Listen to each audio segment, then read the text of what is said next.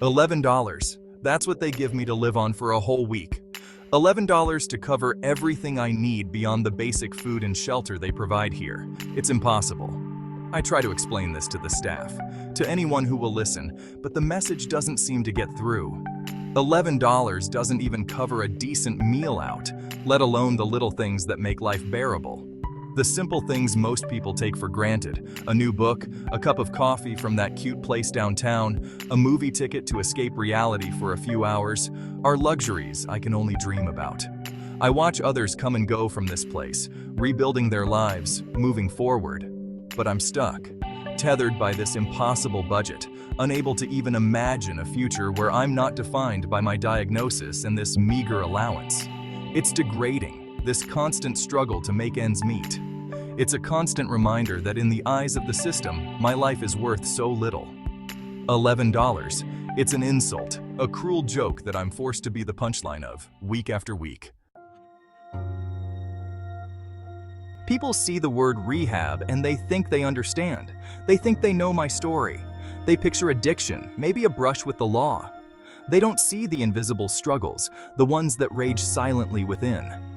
They don't see the autism, the way my mind works differently, the challenges I face every single day navigating a world that wasn't built for me. Being here, it's like being trapped in a system designed for someone else. The therapies, while well-intentioned, often miss the mark. They try to fit square pegs into round holes, forcing conformity instead of celebrating neurodiversity. And the stigma? It's a weight that never lifts, a constant shadow following me wherever I go. Yesterday, during group therapy, someone made a joke about living in a bubble. It was supposed to be harmless, but the words stung. Because for people like me, the world often feels like a chaotic, overwhelming place.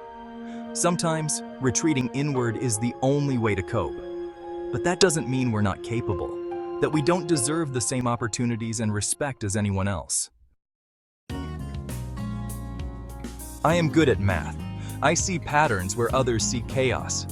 I can lose myself for hours in the intricate details of a complex puzzle, my mind buzzing with excitement as I unravel its secrets.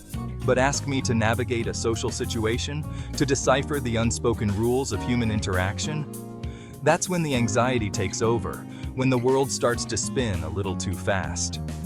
People assume that because my brain works differently, because I process information in a unique way, that I'm somehow less than. But that's simply not true. My mind is a maze, yes, with twists and turns that even I don't always understand.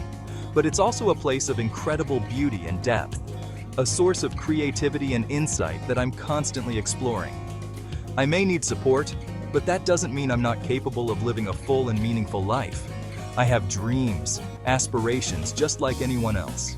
I want to contribute to society, to use my unique skills and perspective to make a difference in the world.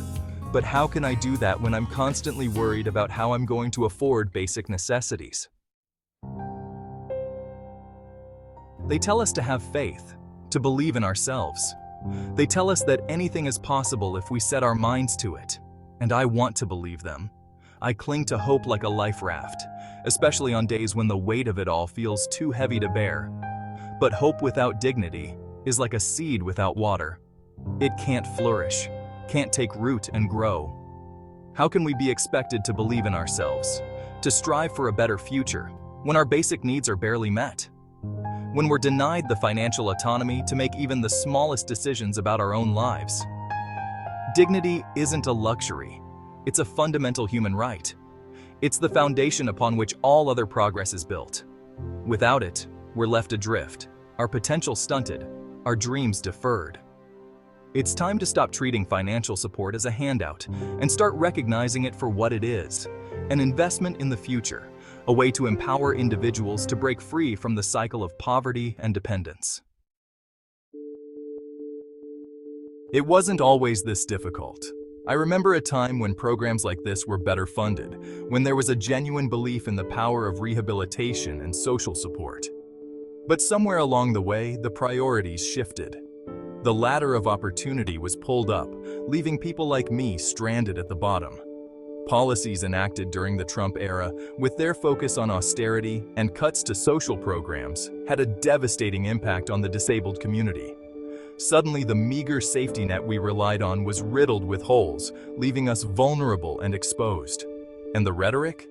It was dehumanizing, painting us as burdens on society rather than valuable members deserving of support and respect. The message was clear. Our lives were worth less, our struggles unimportant. It's a message that continues to reverberate today, fueling stigma and perpetuating the cycle of poverty and despair. But we refuse to be silenced. We will not allow ourselves to be defined by our circumstances or by the prejudices of others. $11. It's a constant reminder of the fight we face every single day. A fight for basic dignity, for the resources we need to live with autonomy and purpose. It's a fight to have our voices heard, to challenge the misconceptions and stereotypes that hold us back. But it's a fight we're determined to win. We will continue to advocate for ourselves and for others like us, demanding fair financial support and access to the same opportunities as everyone else. We will speak out against injustice and inequality, shining a light on the systemic barriers that prevent us from reaching our full potential. Our lives have value. Our dreams matter. And we will not rest until we create a world where everyone, regardless of their abilities or challenges, has the chance to thrive. This is not a plea for pity. This is a call to action. See us, hear us. We are not invisible. We are your neighbors, your colleagues, your friends. We are artists, musicians, writers, mathematicians. We are people with hopes, dreams, and aspirations just like you.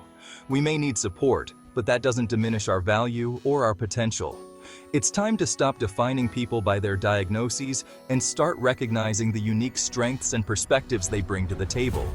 It's time to invest in a future where everyone has the opportunity to live with dignity and purpose. $11 a week. It's not enough. It's never been enough. It's time for change. It's time for a world where everyone has the chance to not just survive, but to truly thrive. And we won't stop fighting until that day comes.